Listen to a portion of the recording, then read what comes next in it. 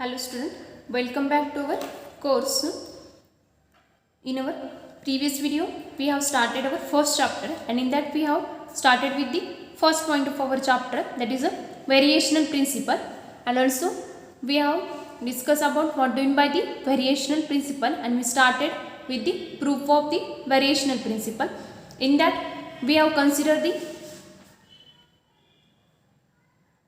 one particular curve, that is a y curve, which is a y is nothing but the function of y is the function of x, and on that curve we define the function f, and f is the function of again y prime and x, where y prime is a dy by dx. So we discussed in our previous video, and also we define the line integral, so that this line integral must have the stationary value, and we started our proof of the variational principle. In that we consider the 2 points, that is a point and b point, that is a is a function of x1 y1, b is a function of x2 y2, and from the point a to b we consider the different paths, and with the help of variational principle we have to find the minimum distance between the 2 points, that is a and b.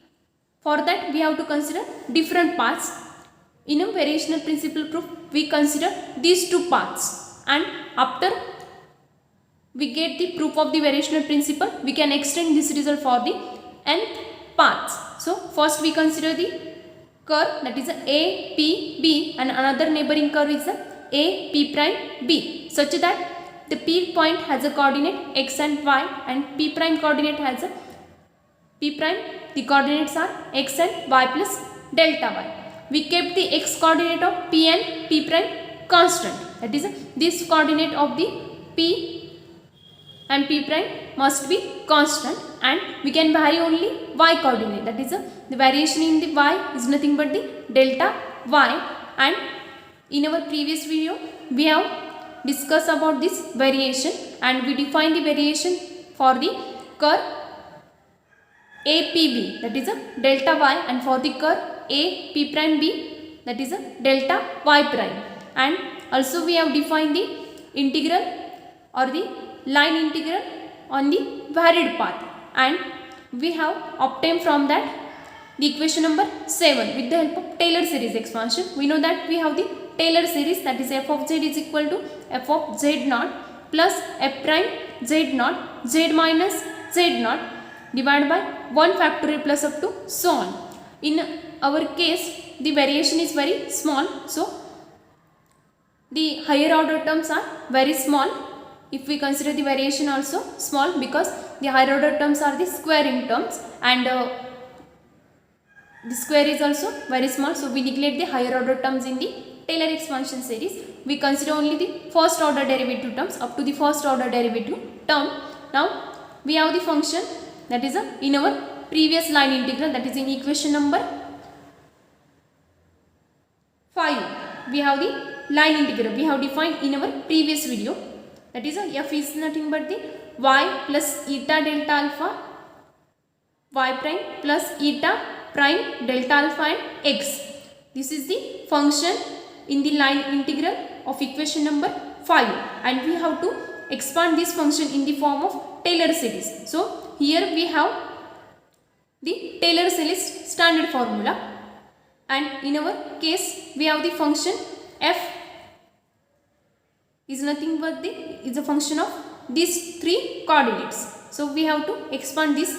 Here we have the value of z naught, we have three values of z naught, that is y, y prime and x, and again three values of z, that is y plus eta delta alpha plus y prime plus eta prime delta alpha and x. So according to that we have to expand the f. So for the first time, that is f of z is equal to f of z naught, we have the three values of z naught. So we get the first term f of y prime x, because we have the three values of z. So we have to substitute these three values here. So we get the y prime x. Second term is the f prime z naught. We have again three values of z naught, and we have to take the derivative of f with respect to z naught 3 times, because we have three values of z naught, that is a y prime x.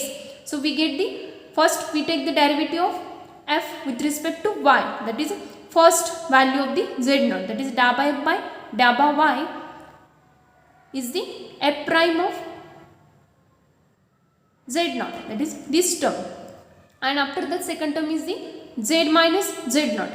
We have the value of again three values of the z, that is these three values, and we have to subtract the z naught from the z. So we get the, this is the term that is a z, and this term is the z naught. So z minus z naught is the y plus eta delta alpha minus y, and we know that this term get cancelled because y and minus y. So we get the term that is a da by f by da by y eta delta alpha. So from this we can write this. Similarly for the second z naught term, that is a y prime da by f by da by y prime into z minus z naught, but again here z is nothing but the this term, that is a y prime plus eta prime delta alpha, and this is the z naught. So z minus z naught is the this term, and again we get the y prime and minus y prime. So this get cancelled and we left with only eta prime delta alpha. So we get this term, that is da by alpha by da by f by da by y da by y prime eta prime delta alpha. And for the third term, that is for the z naught value, z naught is equal to x, and again z is equal to x. Here is the, we take the derivative of f with respect to x.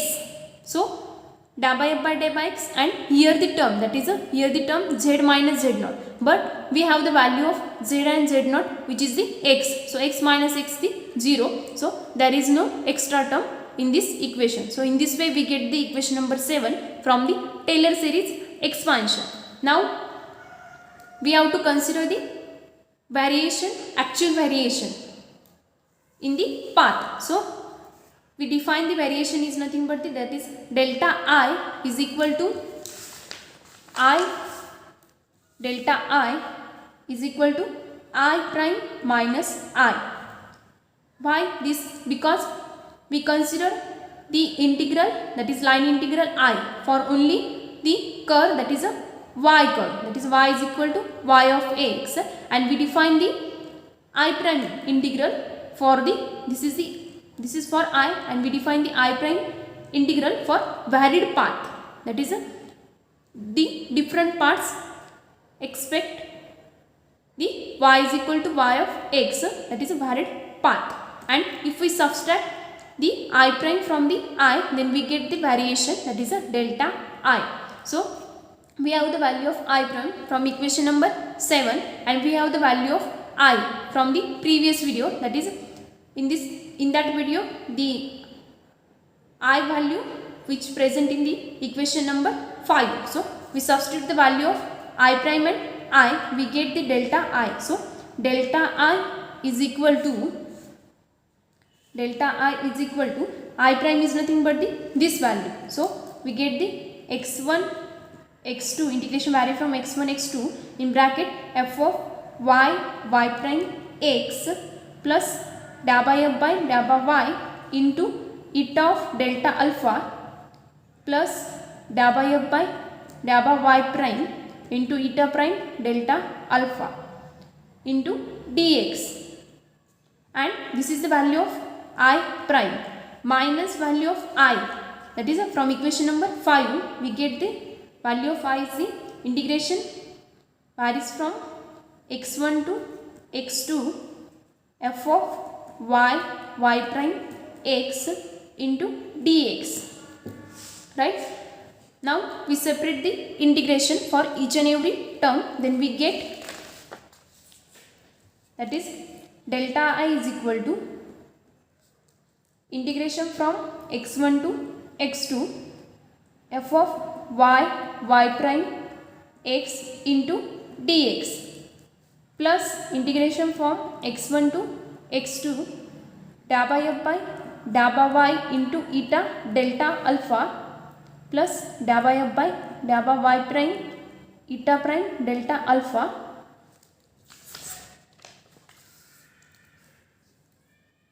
this is the one term minus I prime term, that is a integration from x1 x2 f of y prime x into dx.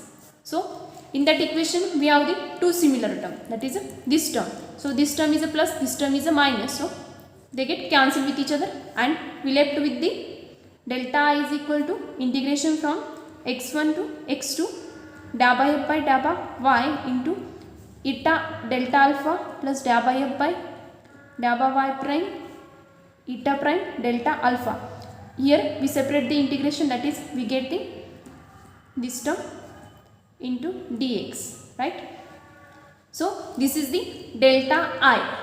Now if we consider the term delta I, then from the variational principle we have to consider the line integral, and this line integral have stationary value. So first we consider the term, that is delta I is equal to delta alpha. The delta alpha term is common for both integrals. So delta alpha, and which is alpha is independent of x. We have defined in our previous video the alpha parameter, and which is independent of x. So we can take alpha outside this integral delta alpha. So delta alpha x1 x2 da by f by da by y into eta plus da by f by eta dx plus da by f by another integration x1 to x2 da by f by da by y prime into eta prime into dx. So this is the equation number, next equation, that is 8th equation. So this is the equation number 8. Now in this equation there is a integration with respect to dx only. Suppose we take the second term, we consider the second term, consider integration from x1 to x2 da by f by da by y prime into eta prime dx.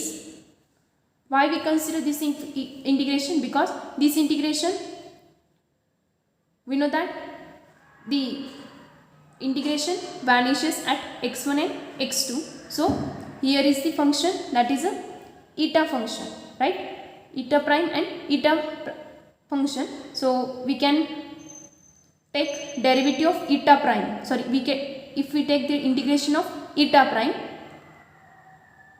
so we get the eta just, because we know that eta is a function of x, and if we take the integration with respect to x, then we get the integration of eta prime is nothing but the eta, and we know that eta at x1 and x2 vanishes, so we can reduce this term.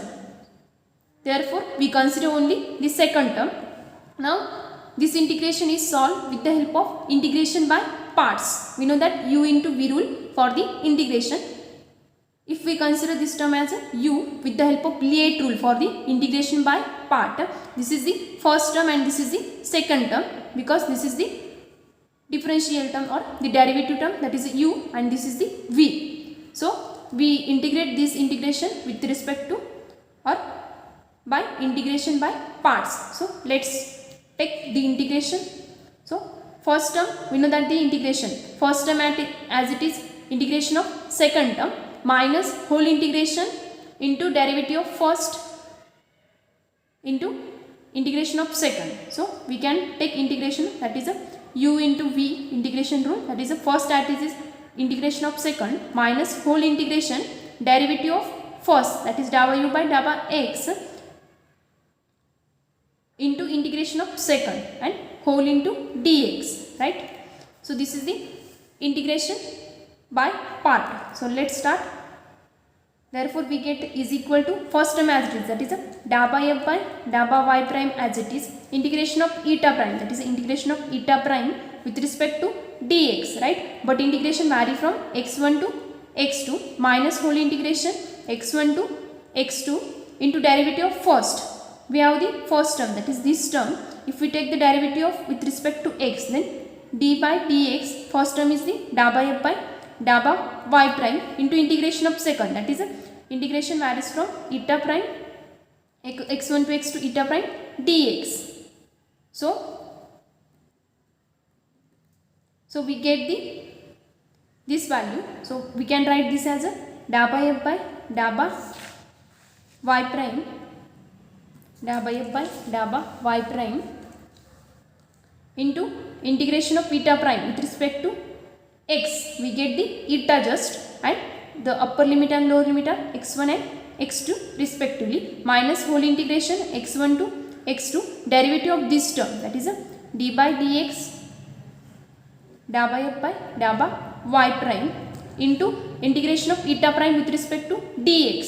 Here we know that in the u into v rule there is no limit for this integration, so we just take the integration, that is a eta. We get the eta into dx. But if we consider this term, we know that from equation number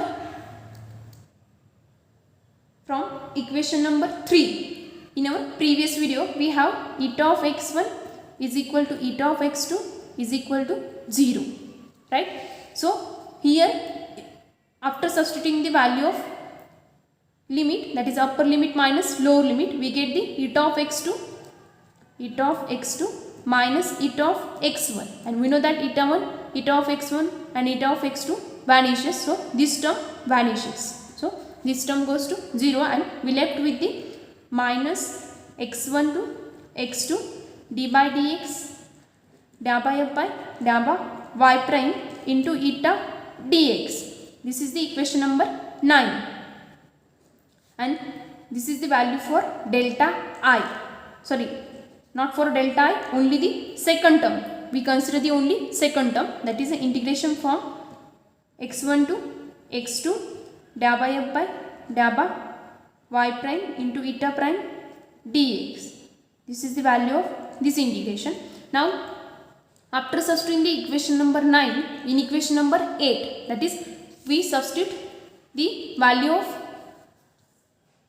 the integration, that is a integration from x1 to x2, that is this term, second term. After substituting the value of this second term, we get the equation number 8, and which is the modified equation, that is delta I is equal to first term as it is, that is delta alpha x1 to x2 dA by f by dA by y into eta dx plus second term. Now the value of second term is this, so minus integration from x1 to x2 d by dx into dA by f by dA by y prime eta dx. This is the modified equation. So, and we get the value of delta I. After that we take common the term, that is a eta. We have the common term in this equation, that is a eta. After we taking the eta term common, and integration is also same, so we can also define single integral for these two terms. So we get the term, that is a delta I is equal to delta alpha is also common for both state. We just only consider the, here is also delta alpha, here in this equation is also delta alpha, this delta alpha is also here, note out this delta alpha is also continue here, and we consider only this integral, so delta alpha is remaining as it is. So we have the term here also delta alpha, that is here we have the term also as it is delta alpha. So delta alpha is common for both term, eta is also common for both term, so we can take delta alpha and eta common from these two integrals, that is a eta delta alpha and integration x1 to x2 in bracket dA by f by dA by y minus d by dx integration of dA by f by dA by y prime and whole bracket into dx. So we can write this term like this. We take the integration outside from these two terms, and also we take the factor common for these two terms, that is eta delta alpha. So we get this term, and this is the delta I.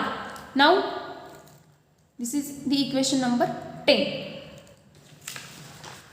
So we get the value of delta I from all this consideration, and we define the curve, particular curve, and in that we define the line integral, and I and I prime, I is for the particular curve and I prime for all the varied path, and we take the variation in between these two integral, that is the delta I, and we get the value of delta I in equation number 9. So the condition for the variational principle is that the line integral I is a stationary, right? Is a stationary. That means delta I is 0. If we take the value, variation is a stationary, that is the value of I is a constant, and we know that the integration of the variation in the constant is a 0. So we get the delta I is equal to 0. So the equation number 10, that is delta I is equal to delta alpha integration from x1 to x2 dA by f by dA by y minus d by dx dA by f by dA by y prime into eta dx, right? In previous equation we take eta outside, but this not happen because eta is a function of x, so we have to put the eta inside the integration. So eta is here.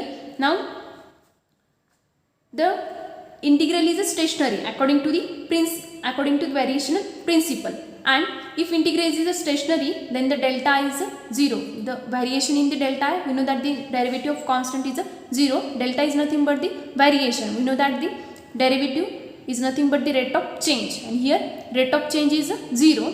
So this equation must be 0 for the condition of the variational principle. But when this happens, this delta I is 0 when the integral, that is dA by f by, or when the term dA by f by dA by y minus d by dx dA by f by dA by y prime must be 0. Then and then this happen, this integral must have the value 0. So we get this equation from the variational principle, and this is the Euler-Lagrangian equation. Euler-Lagrangian equation. We also use this equation in our previous standards, that is in TYBSc. So this is the Euler-Lagrangian equation. This equation can be obtained with the help of variational principle. And for the variational principle, we know that for the variational principle, we define a particular curve, and for that curve we have to find the minimum parameter, which is a distance, also time, and so that the line integral I is equal to integration f into dt is equal to 0. Delta I is equal to, this is the delta I, delta of f into dt is equal to 0. But this, when this happen, when this term is 0, that is the given function must satisfy this equation, that is the Euler-Lagrangian equation. Then and then we can apply the variational principle to that problem. So this is the proof of the variational principle, and which is very important. Now in our next video we will continue with the application of the variational principle. Variational principle is used for the different applications, such as 2 points which lie on the plane. The shortest distance between these 2 points is nothing but the straight line. Also for the sphere, the shortest distance or the shortest path is the geodesics, and also Brachistochrone problems are also the applications of the variational principle. So in our next video we will start with the application of the variational principle.